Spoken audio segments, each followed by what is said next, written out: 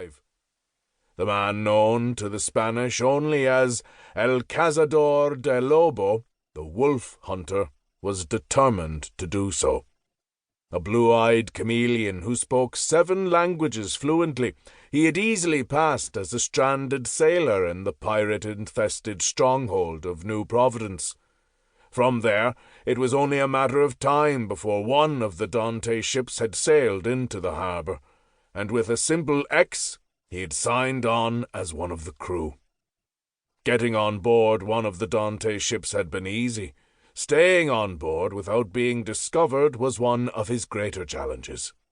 Many spies and assassins had tried only to find themselves exposed and sent back to Havana in canvas bags, missing their tongues or hands or feet. Having the patience to lay low, to win the crew's trust, to work up the ranks and prove oneself loyal and dedicated enough to earn a position of respect, that was the true mark of a supreme hunter. Smuggling notes and whispering messages to the crew of captured ships had become a necessary risk, but after 3 years, El Cazador was so far above suspicion, he could have pinned the notes to the Capitan's doublet, and no one would have paid heed. As he patrolled the leeward peak of Pigeon Cay on this quiet night, he looked up at the moonless sky and drew a deep, cleansing breath. It was time. The plan he had worked so long to perfect was ready to set in motion. He glanced to the west, where he knew a squadron of 40-gun galleons lurked below the horizon, impatiently awaiting his signal to attack. Most of the Dante ships were in port, a rare occurrence, but one directly related to the impending birth of a new Dante sapling.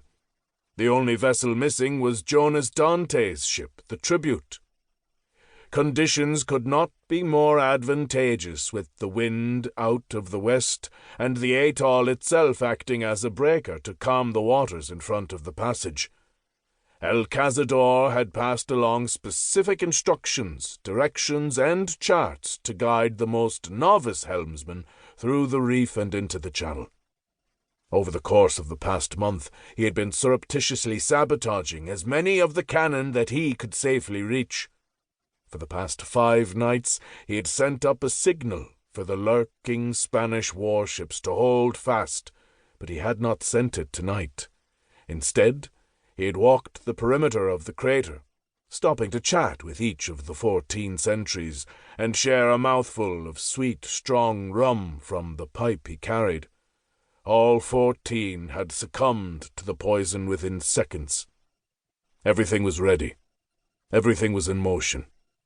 The devil could take Jonas Dante wherever he was. He would be too late to do anything other than mourn. Part 1. London, March 15th, 1619. 1.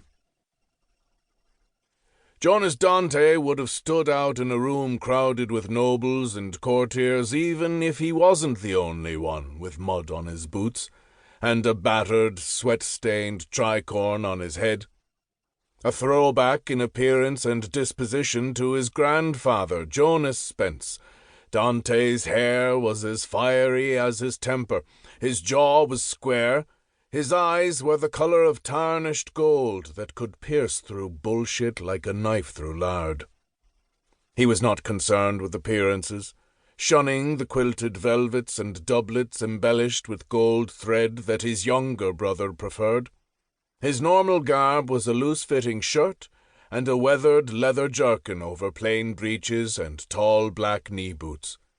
He did not even own a pair of buckled shoes. His tricorn had been through many a battle, and he wore it proudly. It was wide-brimmed, cocked on 3 sides, and topped with his one concession to flamboyance, a tall, white ostrich plume pinned to one side of the triangle, with a shockingly huge jewelled brooch made in the shape of a salamander. The brooch drew almost as much attention as the man himself, for the body of the beast was solid gold, set with cabochon emeralds as dark as the sea.